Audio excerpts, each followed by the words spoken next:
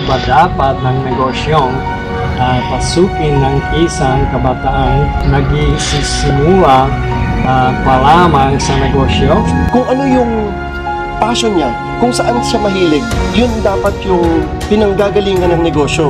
Okay lang talaga na i-monetize ng isang tao yung hilig niya. Kung anong passion niya. Doon dapat mas magandang ang negosyo na papasukin niya, it's either may exposure siya doon, pinag-aralan niya o galing siya sa ganung klaseng trabaho at nasanay na siya doon bago siya magtayo ng sarili niyang negosyo. Kasi masiguradong magtatagumpay kung expose siya sa ganung klaseng usapin ng business.